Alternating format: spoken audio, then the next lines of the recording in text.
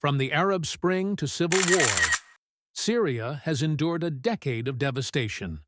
But now, with Bashar al-Assad deposed and gone, a new chapter begins, one fraught with uncertainty for those who once served under his regime.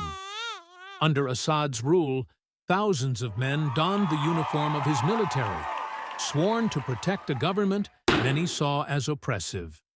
Now, with his fall, these soldiers find themselves abandoned, their allegiance to a defunct regime branding them as traitors in a fractured nation. Stripped of purpose and livelihood, they face the same fate as Saddam Hussein's soldiers in Iraq. Marginalized, unemployed, and vulnerable to exploitation by extremist groups.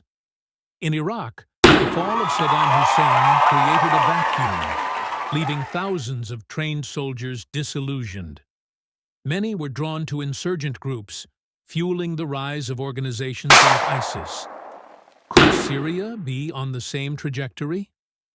History warns us of the dangers when trained military personnel are left without direction. In Syria, the consequences could be even more catastrophic. While the Syrian people rejoiced at Assad's fall, the role of foreign powers looms large.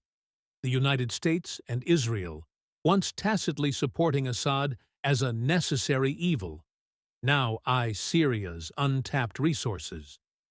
Syria's vast mineral wealth is a prize in this geopolitical chess game. For those who deposed Assad, the promise of freedom may soon feel like a cruel illusion, just as it did for Libyans after Gaddafi and Iraqis after Saddam.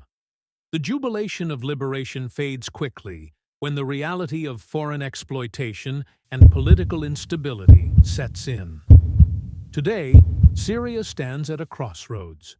The soldiers of Assad's era are a symbol of a broken past, but they are also a warning for the future.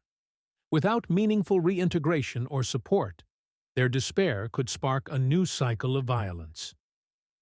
Will Syria learn from the mistakes of Iraq and Libya, or will history repeat itself?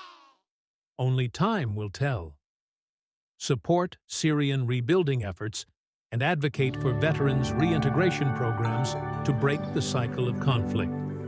Together, we can rewrite Syria's future.